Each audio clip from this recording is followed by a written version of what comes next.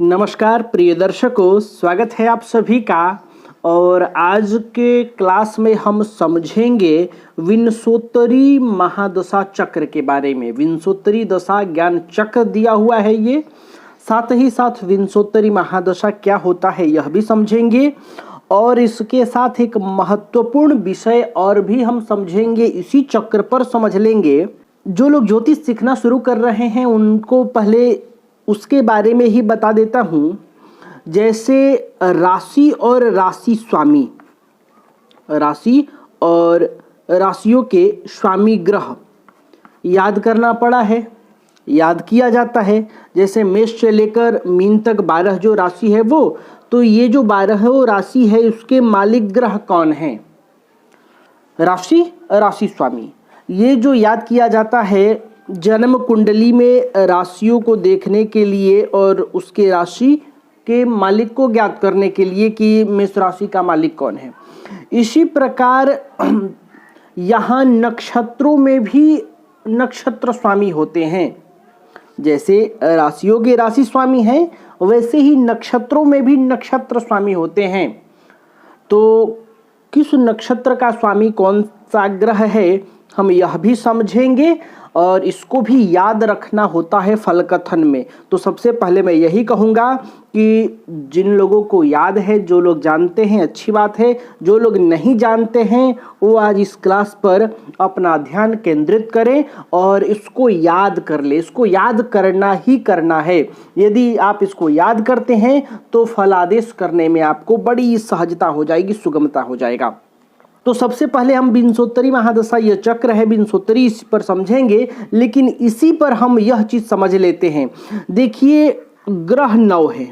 ग्रह कितने हैं? 9। और नक्षत्र कितने हैं? 27।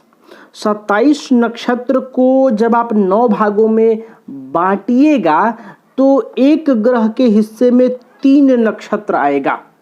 अब आपको यहाँ बता देता हूँ कि ग्रह 9 हैं, लेकिन जब बात राशियों की हो रही थी तो राशियाँ 12 हैं।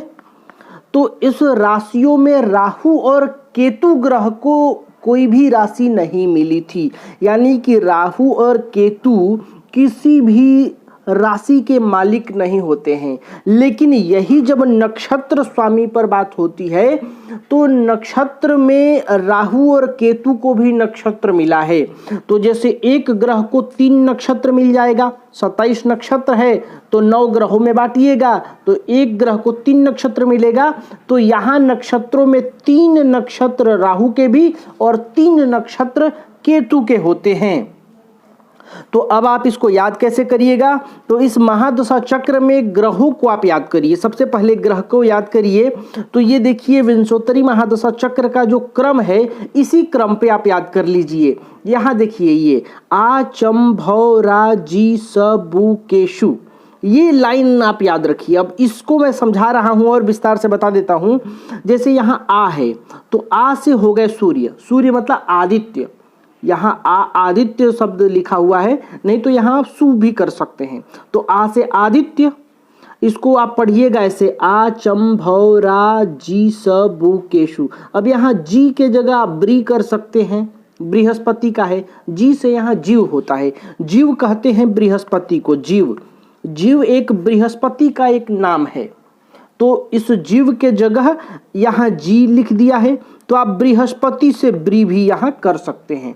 जैसे जी के जगह यहाँ ब्री कर सकते हैं। तो आपको ये एक लाइन में याद रखना है, आ चम भौ रा ब्री स बुकेशु या जी स बुकेशु। अब देखिए यहाँ आ से आदित्य यानी दशेश जो है ना सूर्य। सूर्य के बाद किसकी महादशा आती है विंशोत्तरी महादशा में? चंद्र की। तो दूसरे नंबर पे आप चंद्र याद रखिए। तीसरे नंबर पे मंगल। यहाँ भौम, भौम कहते हैं मंगल को। मंगल का एक नाम है भौम, तो भौम का पहला अक्षर ले लिया गया है। तो भौम से हो गया मंगल। फिर इसके बाद रा से राहु, जी से गुरु, अभी आपको बताया, श से शनि, स शनि, बु से बुध, के से केतु और शु से शुक्र। यही आप राशि स्वामी जैसे आप याद किए थे तो उसमें आपको ये क्रम याद करना नहीं पड़ा था। लेकिन जब आप नक्षत्र स्वामी याद करेंगे तो आपको ये क्रम याद रखना है। अगर ये क्रम आप याद रखेंगे तो इससे दो फायदे होंगे। एक तो आप विंशोत्तरी महादशा भी याद कर लेंगे और साथ ही साथ नक्षत्रों के स्वामी भी आपको याद हो जाएगा आसानी से। अब पहले हम नक्षत्र और नक्षत्र स्वामी समझते हैं, फिर महादशा विंशोत्तरी के बारे में बात करेंगे। अब यहाँ देखिए, सबसे पहला ग्रह हो गया सूर्य। सूर्य, चंद्र, मंगल, राहु, गुरु, शनि, बुध, केतु, शुक्र, ये आपको याद रखना है। अब आइए नक्षत्रों पे, तो नक्षत्रों में थोड़ा सा यहाँ परिवर्तन है कि आपको नक्षत्र याद होंगे अश्विनी से। आप शुरू करते हैं तो अश्विनी से शुरू करते हैं नक्षत्र, अश्विनी, भरणी, कृतिका, रोहिणी, मृगशिरा। यहाँ कृतिका जो नक्षत्र है यह सूर्य का है। कृतिका नक्षत्र, प्रत्येक ग्रह के हिस्से में कितने नक्षत्र आएंगे? 3, जैसा कि मैंने अभी बताया 3 आएंगे। तो यहाँ सूर्य के हिस्से में कौन कौन से हैं? कृतिका, उत्तरा फाल्गुनी और उत्तराषाढ़ा, ये 3 नक्षत्र सूर्य के हो गए। तो आप ऐसे भी अगर ये चक्र याद करना चाहें तो याद कर लीजिए कि सूर्य के हिस्से में कृतिका, उत्तरा फाल्गुनी और उत्तराषाढ़ा, चंद्रमा के हिस्से में रोहिणी, हस्त और श्रवण, मंगल, मृगशिरा, चित्रा, धनिष्ठा, राहु, आर्द्रा, स्वाति और शतभिषा। अब नक्षत्रों में अगर पूछा जाए कि आर्द्रा का स्वामी कौन है तो आपको कहना है राहु, स्वाति का मालिक कौन है तो राहु, शतभिषा नक्षत्र का मालिक कौन है तो राहु। अब देखिए यहाँ राहु को भी 3 नक्षत्र मिला है। फिर बृहस्पति के नक्षत्र हैं पुनर्वसु, विशाखा और पूर्वा भाद्रपद।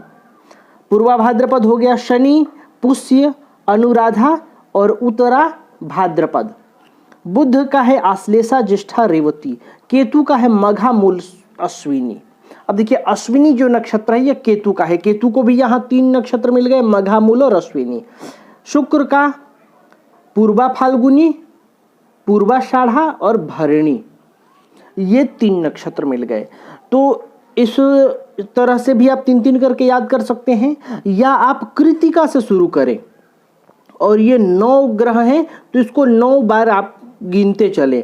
कृतिका, रोहिणी, मृगशिरा, यानी जो अश्विनी से रेवती तक 27 नक्षत्रों का क्रम है उसमें 2 नक्षत्र आप छोड़ दीजिए, अश्विनी और भरणी को। फिर यहाँ से आचम्भौरा, वृषभ, बुकेशु पर आप बैठा लीजिए। जैसे देखिए आचम्भौरा, वृषभ, बुकेशु हो गया ना, तो यहाँ गिनना शुरू करिए आ से। कृतिका, रोहिणी, मृगशिरा, आर्द्रा, पुनर्वसु, पुष्य, आश्लेषा, मघा, पूर्वा फाल्गुनी, उत्तरा फाल्गुनी, हस्त, चित्रा, स्वाति, विशाखा, अनुराधा, ज्येष्ठा, मूल, पूर्वाषाढ़ा, उत्तराषाढ़ा, श्रवण, धनिष्ठा, शतभिषा, पूर्वा भाद्रपद, उत्तरा भाद्रपद, रेवती। और यहाँ 2 शुरू में आपने छोड़ा था वो अश्विनी, भरणी। तो ये एक क्रम है, केवल ये 2 नक्षत्रों को आप पीछे कर लीजिए।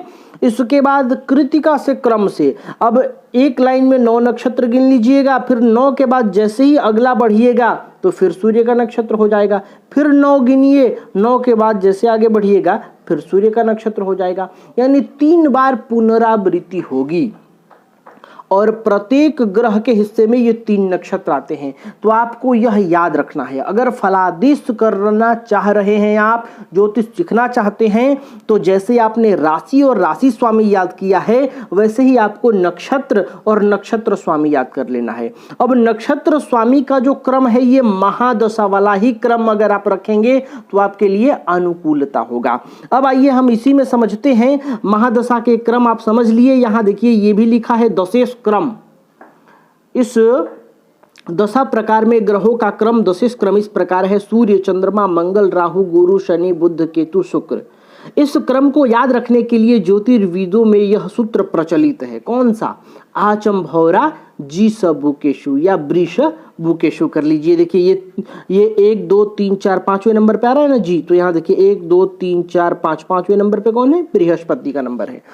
दशेश का यह विशेष क्रम क्यों है? इसके पीछे तर्कपूर्ण एवं विकसित पद्धति है। ये ऐसा नहीं है कि बस मन किया और वैसे ही क्रम इसको बैठा दिया, जो मन आया वही नाम रख लिया, ऐसा नहीं है। ये तर्कपूर्ण एवं विकसित पद्धति है। यह अनुमान नहीं है, नक्षत्रों के अधिष्ठाता ग्रहों के आधार पर यह क्रम माना गया है। कृतिका से पूर्वा फाल्गुनी तक क्रमशः उपर्युक्त क्रम से अधिष्ठाता है। जैसा कि अभी मैंने बता रहा था कि यहाँ कृतिका से आप शुरू करिए, पूर्वा फाल्गुनी तक आइए, तो ये पूर्वा फाल्गुनी जो है यहाँ कृतिका से पूर्वा फाल्गुनी तक 9 नक्षत्र हो जाता है।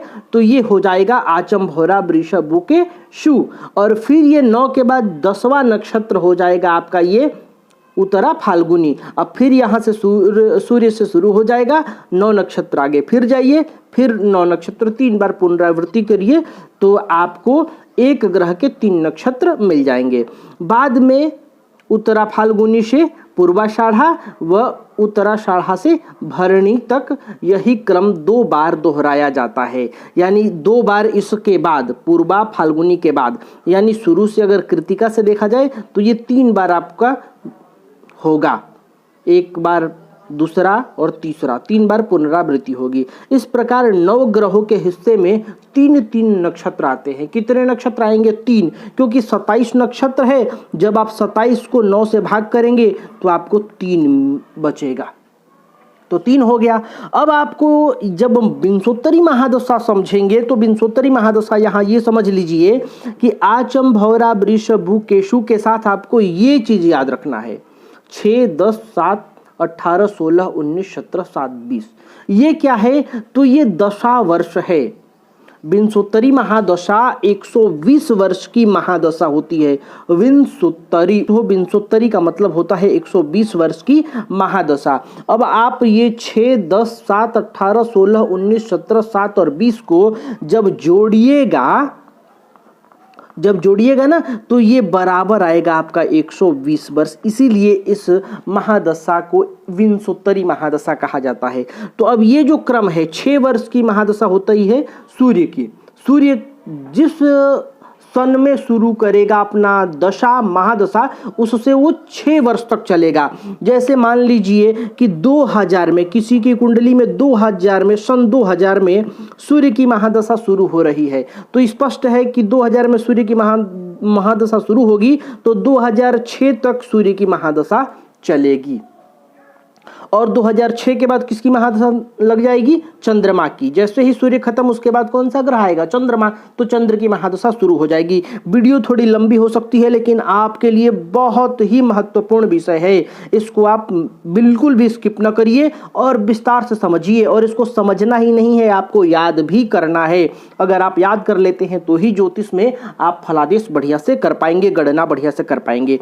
तो जैसे ही सूर्य की महादशा 6 वर्ष की होती है, वो खत्म होगी तो चंद्र की शुरू हो जाएगी। और चंद्र की महादशा कितने वर्ष की होगी? 10 वर्ष की। जैसे मान लीजिए 6 में अगर चंद्र की महादशा शुरू हो रही है तो यहां से 4 वर्ष हो गया 10, 2016 तक चंद्र की महादशा चलेगी। इसी प्रकार आप जोड़ते चले जाइए। जैसे ही 16 में चंद्र की महादशा खत्म होगी, 7 वर्ष के लिए मंगल की महादशा शुरू हो जाएगी, तो हो जाएगी 2023 तक।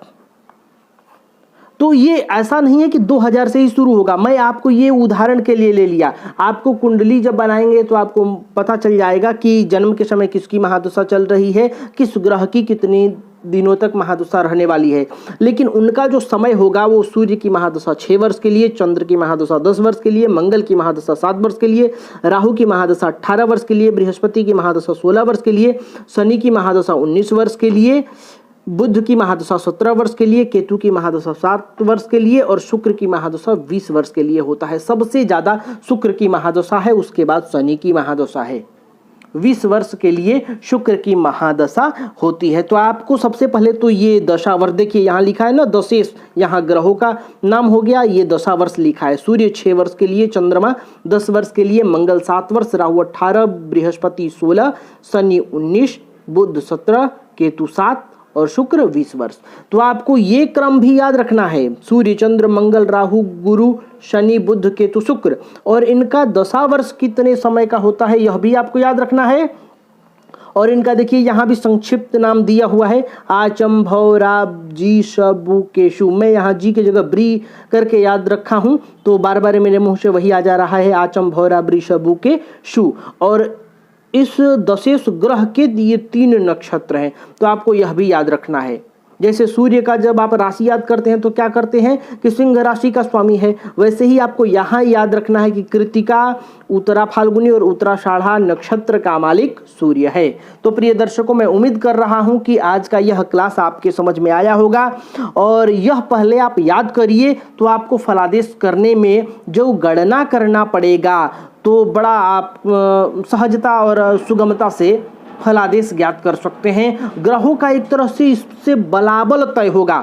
देखिए, ये जो महादशा है विंशोत्तरी दशा वाला, ये तो आपके दशा में काम आएगा, लेकिन ये जो ग्रह और नक्षत्र आप याद करेंगे, ये आपको कुंडली के अंदर फलादेश करते समय, ग्रहों के बलाबल तय करते समय बहुत काम आएगा। जैसे आप तय करते हैं ना कि सिंह राशि में यदि सूर्य बैठा है तो अपने घर का है।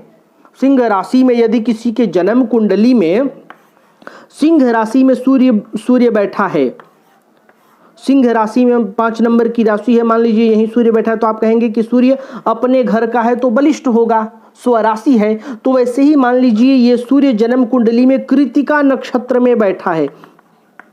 कृत्तिका नक्षत्र में यदि आपको सूर्य दिखाई पड़े तो भी आप कहिएगा कि ये सूर्य बलिष्ठ है, क्योंकि अपने नक्षत्र का है।